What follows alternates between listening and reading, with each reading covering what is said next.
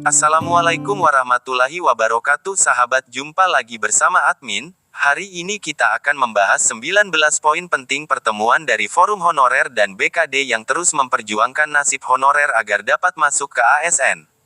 Simak video ini sampai akhir dan jangan di skip ya. Oke, sahabat, seperti biasanya yang baru datang silakan like, komen, dan subscribe. Dan bagi sahabat-sahabat penonton setia, terus ikuti channel ini untuk mendapatkan informasi terupdate ya sahabat. Forum Tenaga Administrasi Honorer Sekolah Negeri, FTAHSN, Jawa Barat terus berjuang untuk mendapatkan status aparatur sipil negara, ASN. Salah satunya dengan bertemu Badan Kepegawaian Daerah, BKD, Jawa Barat yang dipimpin langsung Ketua FTAHSN Dian Komaladewi.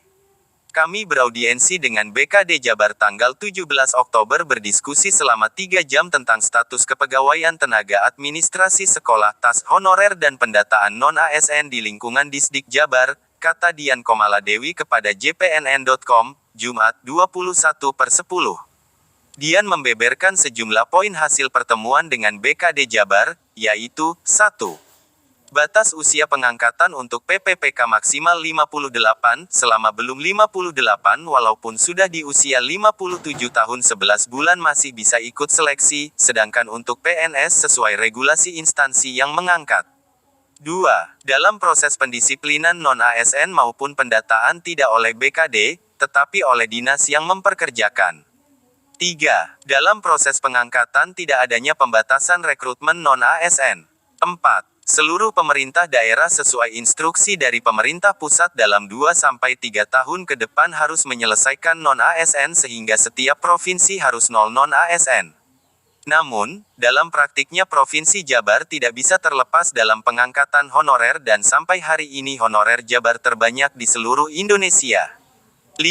Sesuai regulasi ada beberapa tenaga administrasi yang dialihkan menjadi tenaga outsourcing kebersihan, supir, satpam, maka dalam proses pendataan untuk kategori outsourcing tidak dilakukan pendataan. 6. Dalam proses pendataan dari pusat tidak ada putusan untuk diangkat PNS atau PPPK, hanya untuk pemetaan non-ASN tiap daerah. 7. Dalam proses memasukkan formasi TAS ke PPPK harus menunggu perubahan PP No. 49 tahun 2018, BKD Jabar sudah mengirimkan surat permohonan perubahan PP tersebut.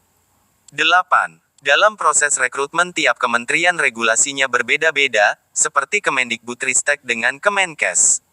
9. Terkait pendataan non-ASN sampai hari ini data yang masuk ke BKD sebanyak 52.000 non-ASN dan baru 17.000 yang sudah diinjek. 10. Dalam proses injek sistem hanya menerima 250 data sekali injek, ketika satu salah data, maka semua data ditolak. 11. Dari kurang lebih 17.000 data yang sudah diinjek terdiri dari 16.500 non-ASN murni dan 600 honorer K2, ketika ada data yang salah maka dikembalikan ke dinas terkait untuk diperbaiki. 12. Petugas injek di BKD hanya 7 orang dan sedang difokuskan ke data yang berasal dari Disdik, data yang masuk berasal dari Disdik, Nakes, penyuluh. 13. Data sementara, KCD sudah diinput, yaitu KCD 1, 2,4, 6,10, 11,12, dan 13.